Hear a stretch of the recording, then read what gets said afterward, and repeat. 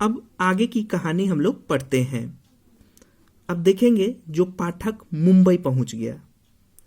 मुंबई पहुंचकर पाठक अपनी मामी से पहली बार मिला। वह उसके आने से कुछ प्रसन्न न हुई, क्योंकि उसके 3 बच्चे ही काफी थे। एक और चंचल लड़के का आ जाना उसके लिए विपत्ति थी। ऐसे लड़के के लिए उसका अपना घर ही स्वर्ग होता है।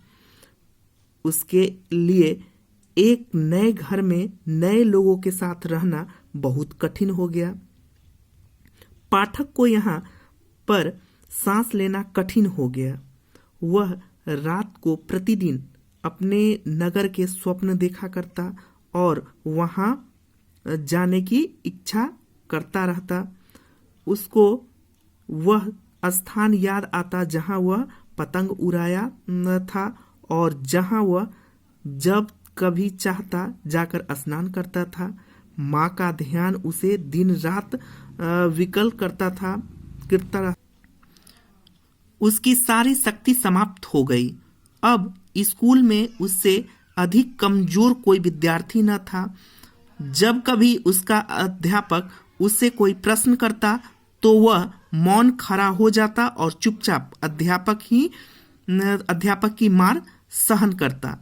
जब दूसरे लड़के खेलते तो वह अलग खड़ा होकर घरों की छतों को देखा करता। एक दिन उसने बहुत साहस करके अपने मामा से मालूम किया, मामा जी, मैं कब तक घर जाऊंगा? मामा ने उत्तर दिया, ठहरो, जब तक कि छुट्टियां न हो जाएं। किंतु छुट्टियों में अभी बहुत दिन शेष थे, इसलिए उसको काफी प्रतीक्षा करनी पड़ती।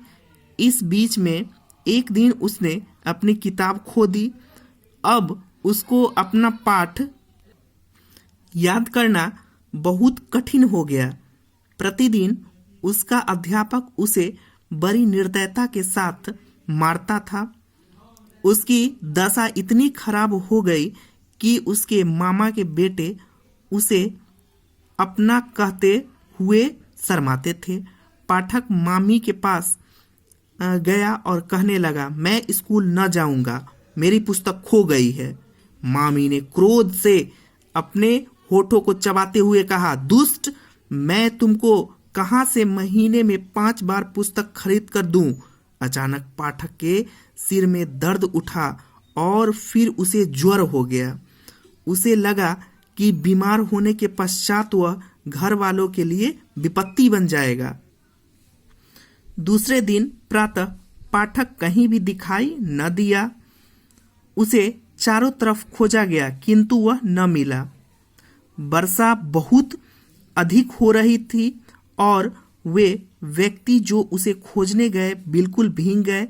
आखिरकार विशंभर ने पुलिस को सूचना दे दी। मध्याह्न पुलिस का सिपाही विशंभर के द्वार पर आया। वर्षा अब भी हो रही थी और सड़कों पर पानी खड़ा था। 2 सिपाही पाठक को हाथ में उठाए हुए लाए और विशंभर के सामने रख दिया। पाठक के सिर से पांव तक कीचड़ लगी हुई थी और उसकी आंखें ज्वर से लाल थी। विशंभर उसको घर के अंदर ले गया। जब उसकी पत्नी ने पाठक को देखा तो कहा, यह तुम क्या विपत्ति ले आए हो? अच्छा हो जो तुम इसको घर भिजवा देते। पाठक ने ये शब्द सुने और सिसकियां लेकर कहने लगा, मैं घर जा तो रहा था, परंतु वे दोनों मुझे जबरदस्ती ले आए। ज्वर बहुत तीव्र हो गया था। सारी रात वह अचेत पड़ा रहा। विशंभर एक डॉक्टर को लाया। पाठक ने आंखें खोली और छत की ओर देखते हुए कहा, छुट्टियां आ गई है क्या? विशंभर ने अपने आंसू पोंछे और उसके आंसू पोंछे और उसका हाथ अपने हाथ में लेकर उसके सिरहाने बैठ गया। पाठक ने फिर बरबराना शुरू किया, माँ माँ, मुझे इस प्रकार न मारो, मैं सच सच बताता हूँ, दूसरे दिन पाठक को कुछ चेत हुआ। उसने कमरे के चहु ओर देखा और एक ठंडी सांस लेते हुए अपना सिर तकिए पर डाल लिया। विशंभर समझ गया और उसका मुख उसके समीप लाते हुए कहने लगा, पाठक, मैंने तुम्हारी माँ को बुलाया है।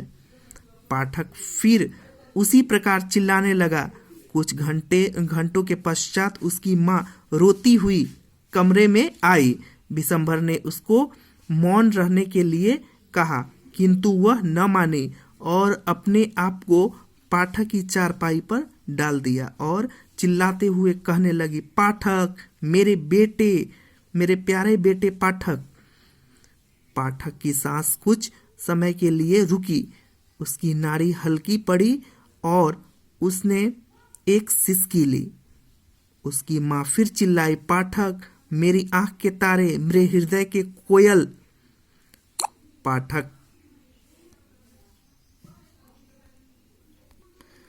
पाठक ने बहुत धीरे से अपना सिर दूसरी ओर किया और बिना किसी ओर देखते हुए कहा, माँ, क्या छुट्टियां आ गई हैं? माँ, क्या छुट्टियां आ गई हैं? तो हमने इस कहानी में देखा कि किस तरह पाठक की स्वतंत्रता छिन गई थी।